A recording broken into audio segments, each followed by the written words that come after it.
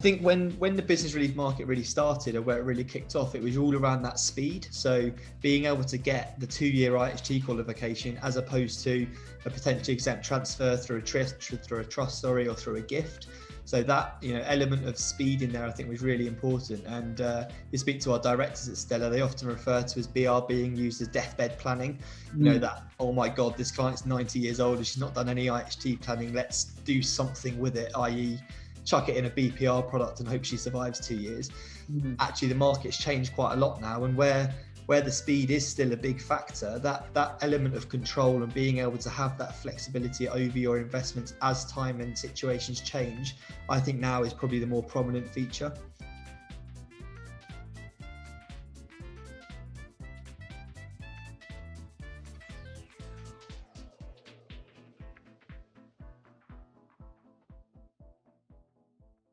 Well, welcome back to the hot seat. I'm delighted today to be joined by Tom Hind from Stella Asset Management. Good morning, Tom. Morning, David. How you doing? So we had you on the Friday show last week, which was terrific. Perhaps you could just introduce yourself and Stella for PCD members who've not heard about the business and what you do there. Yeah, no problem at all. So Stella Asset Management are a sort of tax efficient investment manager. We're based just off Regent Street.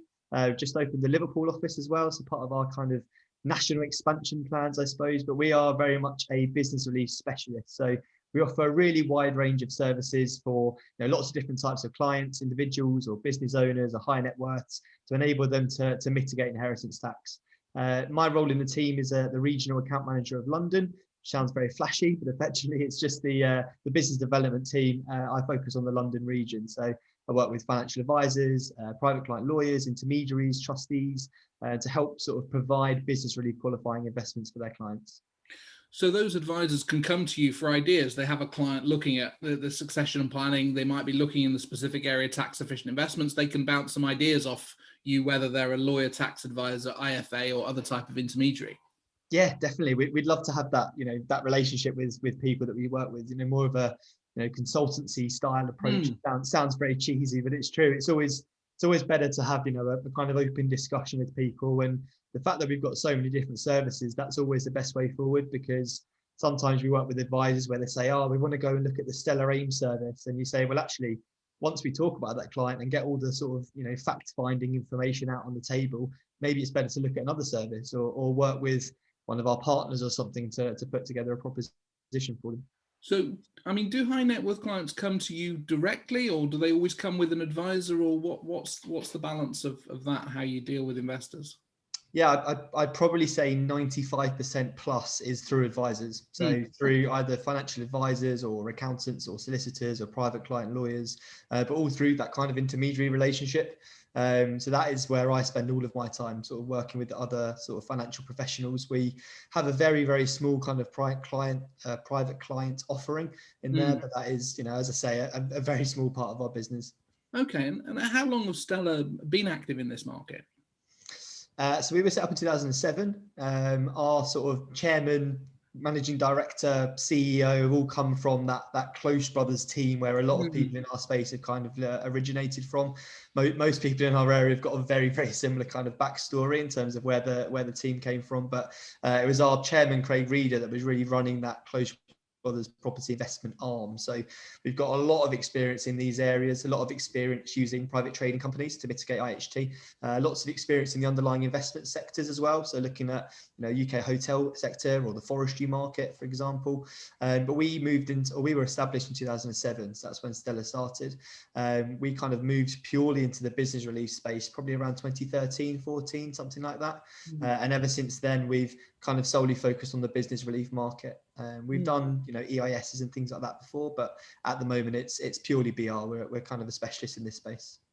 Is there any typical sort of features of the clients that you deal with? I mean, I imagine they're all motivated to some degree by IHT planning, succession planning, but are you dealing with business owners, people who've cashed out in retirement? Is there any kind of trends that you pick out of the people that you deal with? Yeah, definitely. I mean, I suppose if you look at the legislation, it applies to being able to keep people in control of their IHT planning. So that tends to be the type of clients we work with, people that, are, aware that they've got to get their IHT planning sorted. They don't want to sit on their hands, but they also want to keep that element of control in there. So a lot of the feedback I get from advisors we work with is that clients don't want to lose that control by, gifting it prematurely or putting assets into trust necessarily, but they want to remain in control.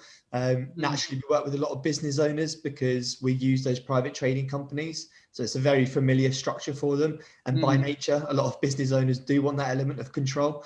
So, it tends to be fairly affluent clients with an IHT liability, excuse me, but that want to stay in control of their IHT planning. And how do you differentiate amongst other providers who also, are active in this investment space? Yeah, so it's a fairly congested market. There's lots of providers in our space. I think if you look at most business relief providers in the market, they tend to offer an AIM service and a BPR product, an asset-backed kind of holding company style approach. So they tend to offer one or two services in there. The main thing to really focus on from Stella is that, as well as doing that kind of what we would describe as our retail proposition, the AIM service and the ITS kind of proposition, the asset-backed service, we also offer a really wide range of private trading companies, which is quite unique in the market in the fact that it's structured as a private trading company as opposed to a holding company. The main things that I always focus on with advisors is that element of choice. So the fact that we offer such a wide range of services means that advisors can create slightly more personalized and flexible estate plans for clients. Okay, and how do you see these services being used by PCD members? What do you think? What sort of setup or context is most applicable? Yeah, so there's probably a couple of approaches really. We've got the direct use of our services. So for clients or for members of the PCD that have got clients with IHT liabilities, there's obviously an easy crossover there for us to help produce IHT efficient solutions for them. But the second one is kind of indirectly working with our partner services. So if you see on our website, we've got two sections to the website. You've got inheritance tax services, which is all the different IHT qualifying products that we've got. You've also got the partner services on there as well, and that's where we work with a really wide range of specialists or experts in different fields. So tax advisors, trustees, family offices. We actually had a conversation at the event on Friday with a fine art supplier as well. So trying to provide lots of different sort of niche areas where our advisors can work with different professionals as well. Okay, terrific. And you mentioned that you're in how you differentiate yourselves as the private trading company structure is relevant. So perhaps you just give us a little bit more detail on that and how it works. Yeah, so it's probably fairly similar to how a lot of the kind of family offices set up their IHT planning solutions when they're using a family investment company, for example. So most business relief products or business relief asset-backed products in the market will be kind of fund-like structures. So clients will purchase shares in a large holding company which is already established. We offer that service as well, but we also offer a different structure where clients can actually set up their own personal trading company, or we can set it up for them. So in that scenario, the client will become 100% owner of their own business. So we're effectively transforming individuals into business owners because it's a far more tax efficient area to hold your assets.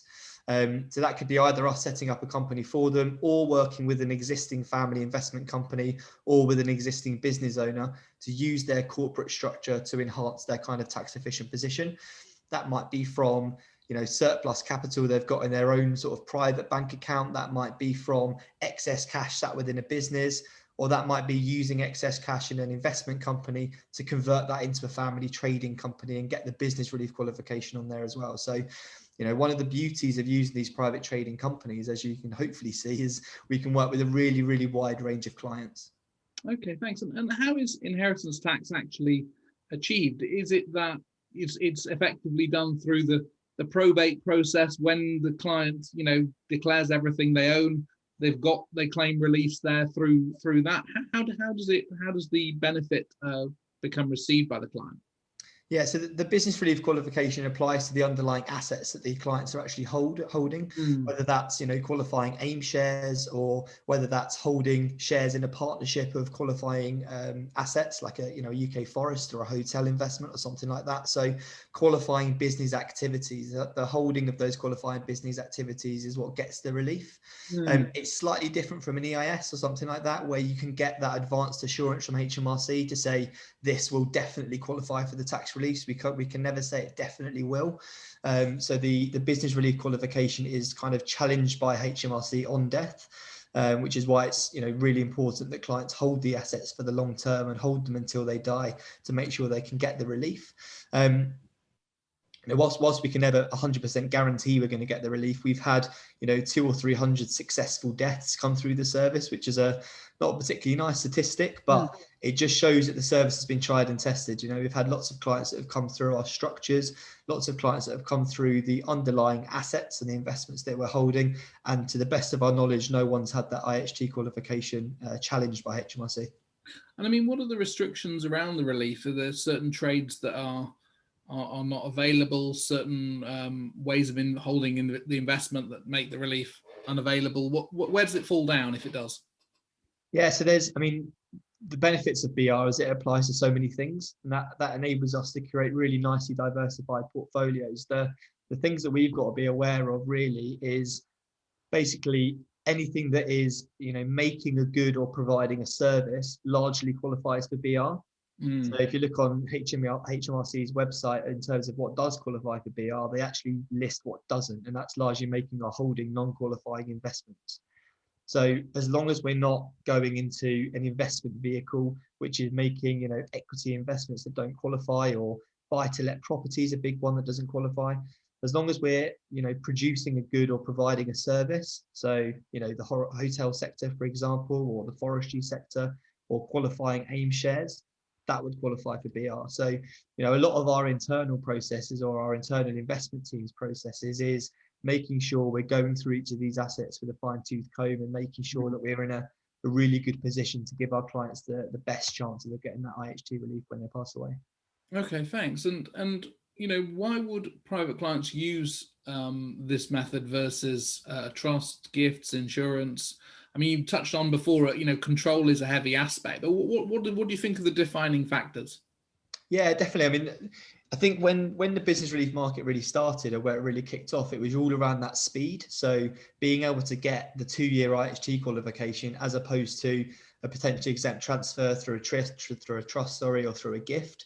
So that element of speed in there, I think, was really important. And you speak to our directors at Stella, they often refer to as BR being used as deathbed planning. That, oh my God, this client's 90 years old and she's not done any IHT planning. Let's do something with it, i.e.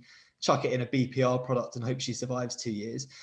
Actually, the market's changed quite a lot now, and where the speed is still a big factor, that element of control and being able to have that flexibility over your investments as time and situations change, I think now is probably the more prominent feature.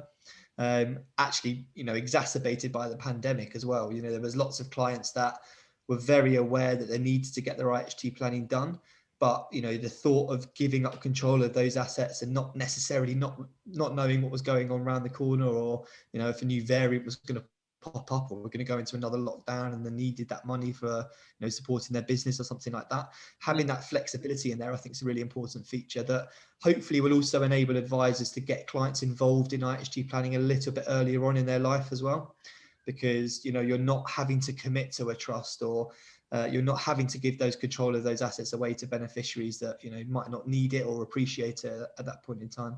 I mean, do the assets yield an income, or does that sort of rolled up within the investment? I mean, are there any sort of options there? Yeah, we actually used to have an income product. So we used to have the ITS product, which we've got now, used to be called Stellar Income. So what we did there was to invest into asset classes like hotels, or like residential development or bridging finance, which provided a natural income coming back into the service. That then enabled us to distribute a dividend to clients that wanted an income. What we actually found was a lot of clients that are looking to do IHT planning are taking income from elsewhere They might want to take income from a pension or from excess cash they've got. And what they wanted this portion of capital to do was to be locked away, to do business relief, and hopefully try and forget about it and get the IHG qualification. Obviously, with the fact in their mind they can get it if they want to, but they tended to be getting income from elsewhere. So we actually moved the income service into being purely a growth orientated service on April the 1st this year, so fairly recently. But as I mentioned, we still have that range of asset classes. So if you've got a high net worth client that wants to create a bespoke portfolio for them, which provides a certain level of income, that's definitely something we could have a consultation with and, get our investment team on board, sit down with the client and their advisors and really kind of hash out a plan really to see how we could, meet their objectives. Okay. I mean, with structures, it's not often, it doesn't have to be an either or. You can work with these asset classes within trusts, also family investment companies. I mean, perhaps you could just give us a sense of how you work within structures, or work with other advisors on the creation of structures in tandem with using these products. Yeah, definitely. I mean, as I mentioned, the business relief qualification applies to the underlying investment. So it's not too relevant in terms of the structure that's holding the investment, as long as the underlying investment's qualifying for BR. So that enables us to work with lots of different types of structures. You mentioned family investment companies in there. We also have, managed portfolio services where clients that don't want that flexibility or don't want that choice, they just want Stellar to, get on with it. We have that solution for them as well. Also being able to hold those assets in trust, fantastic way of getting assets over the nil rate band into trust without paying chargeable lifetime transfers. Really interesting planning ideas in there. And touching on the partner services side as well, we work with a really good specialist tax advisory firm. We work with a specialist trustee firm as well in Zedra UK Trust. So we work with quite a lot of these specialists that are starting to use business relief in some really quite creative ways also. So I think that just shows the kind of scope and flexibility that legislation could give. Okay, well, thank you. Well, great to talk to you today, Tom. What should people do if they want to find out more? Reach out to me on LinkedIn, definitely. Drop me a connection on LinkedIn. It'd be great to have a chat with you on there. Also my mobile number as well. We're still working, remotely at the moment, sat in my kitchen. So definitely drop me a text or a WhatsApp or a call or wherever it is that you suits you best. Perfect. Well, thanks very much for speaking today, and we look forward to sharing this with our members. Lovely. Thanks for the time, David. Appreciate it.